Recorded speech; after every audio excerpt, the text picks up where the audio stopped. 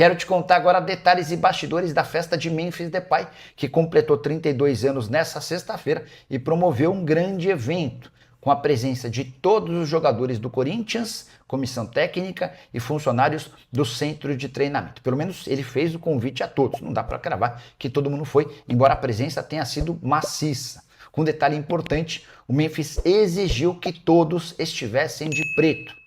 Não precisava ser terno, poderia ser jaqueta, mas enfim, você precisava estar todo de preto. Você, suas respectivas esposas, enfim. E as primeiras fotos que circularam nas redes sociais mostram a galera toda de preto. Festa na temática de Matrix, misturada à identidade do Corinthians. Legal ver que o Memphis, mesmo sendo muito questionado por conta dos seus custos, sempre que pode inclui o Corinthians nos seus eventos fora de campo. E dessa vez, mais uma vez, nesse sentido. Só para completar a notícia sobre o time de futebol, Osmar Stabile foi à Argentina para discutir com o Tadieres o pagamento da compra de Rodrigo Garro.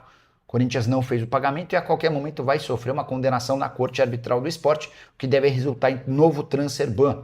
A pedida do Tadieres, se a gente colocar também impostos, juros e tudo mais, hoje é superior a 30 milhões de reais. Estou esperando uma resposta do presidente do Corinthians para contar para vocês como é que se deu essa negociação. A última sobre o Timão, o Corinthians acaba de contratar o zagueiro Zé Antônio, só 17 anos de idade, atleta que disputou a Copa São Paulo de Juniores pelo Santa Cruz. O zagueiro chega para atuar no sub-20 do Corinthians e, se for bem, pode até ser promovido para o time principal em empréstimo, com possibilidade de compra no fim da temporada.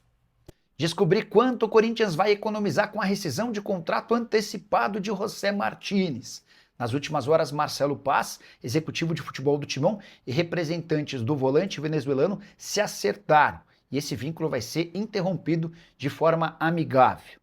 Vale a lembrança de que o Martínez tinha vínculo até dezembro de 2027 e recebia 75 mil dólares por mês. Estamos falando de 390 mil reais mensais. Pois bem, o Martínez vai receber até dezembro desse ano 30% dos seus salários. Mês de janeiro não será pago como multa pelo fato dele não ter aparecido. Isso significa que ele terá direito a 117 mil mensais ou 1.440.000 reais até o fim da temporada. No ano de 2027, nenhum centavo será pago ao atleta. Economia nesse ano de 3.760.000, na próxima temporada de 5.200.000 reais. Você soma tudo e dá para garantir que o Corinthians economiza com a saída antecipada do volante cerca de 8.900.000 reais. Importante registrar que o Martínez vai precisar passar por uma cirurgia por conta da ruptura do ligamento cruzado anterior do joelho. Havia uma discussão se essa lesão se deu durante o período de férias dele ou vestindo a camisa do Corinthians. O Timão vai arcar com os custos, embora por conta do plano de saúde que ele tem com o Corinthians, todo o custo não será pago nem pelo Corinthians nem pelo atleta, e sim pelo plano de saúde. Para completar o vídeo, hora de falar sobre o Corinthians. A Inter de Milão está de olho em um volante do Timão. Trata-se de André Luiz, volante de 19 anos de idade. Não há proposta oficial, mas representantes do clube italiano já fizeram contato com Diogo Silva, da Web Soccer, empresa que representa o André Luiz, para entender as condições de um eventual negócio. Repito, não foi formalizada uma proposta. A ideia da Inter é passar a monitorar de perto os passos do jogador, entender as condições que o Corinthians exigiria para que o negócio pudesse ser feito a partir da metade do ano. Vale a lembrança de que a janela de inscrições na Itália já está encerrada. Qualquer negócio só poderia acontecer a partir de julho. André Luiz, que tem crescido demais de produção, foi promovido ao time principal do Timão na temporada passada, 12 jogos e 2 gols em 2025, já são mais 7 jogos e 1 gol na atual temporada. Esteve presente nas partidas contra o Flamengo, Supercopa do Brasil, e contra o Palmeiras no Campeonato Paulista. Só para completar, registrar que o Corinthians venceu por 2-0 o Red Bull Bragantino, jogando bem na noite dessa quinta-feira na Neoquímica Arena, primeiros 3 pontos do Corinthians no Campeonato Nacional. Timão que registrou seu pior público na Neoquímica Arena nos últimos 3 anos. Foram apenas 26.700 pagantes, menor público até então desse período de 3 anos, registrado em 28 de julho de 2023. E você curtiu o vídeo? Não esquece de deixar like, de se inscrever no canal. Hora de falar sobre o Corinthians, mais especificamente de Rodrigo Garro. E o valor do meio atacante, que já foi o craque do Timão não para de cair. Hoje, o valor estimado para o Garro gira na casa dos 12 milhões de euros. Importante registrar que um ano atrás ele estava avaliado pelo Transfer Marketing em 15 milhões de euros. Esse site é utilizado por clubes da Europa na hora de avaliar quanto pagar por jogadores que estão na mira. O problema do Garro diz respeito ao campo e também à parte física. O Garro tem um problema sério, crônico, em um dos seus joelhos. Existe inclusive a preocupação do Corinthians de que em caso de venda o Garro seja reprovado nos exames médicos.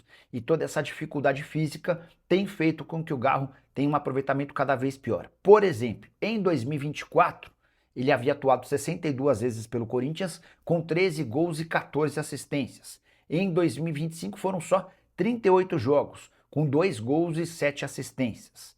Na atual temporada, o Garro só esteve em campo em 6 vezes. Não marcou gols e deu uma única assistência. Ele virou reserva no time de Dorival Júnior. Por exemplo, no jogo contra o Flamengo, Supercopa do Brasil, e no clássico contra o Palmeiras, o Garro não foi titular. Diante desse cenário, e tendo sido cobrado recentemente por líderes do elenco do Corinthians que querem um pouco mais de empenho do argentino no dia a dia de treinos, dá para dizer que as expectativas em relação ao atleta são as piores que você possa imaginar, especialmente para alguém com o talento dele. Quero completar o noticiário corintiano contando que Marcelo Paz e representantes do José Martínez tentam chegar a um acordo para a rescisão do contrato do venezuelano de forma amigável. Alan já foi anunciado como reforço corintiano, ele chega por empréstimo junto ao Flamengo, opção de compra no fim da temporada de apenas 2 milhões de euros. Curtiu o vídeo? Não esquece de deixar like e de se inscrever no canal. Já Léo Duarte, ex-zagueiro do Flamengo, pode voltar ao futebol brasileiro. Atleta de 29 anos de idade, que pertence ao Istambul Başakşehir, é titular na Turquia, seu contrato se encerra em junho, ou seja, o Léo Duarte já pode assinar um pré-contrato. O Fluminense, o Corinthians e o Internacional são os maiores interessados, importante registrar que se ele assinar o pré-contrato por agora, chega sem qualquer custos a partir de 1º de julho.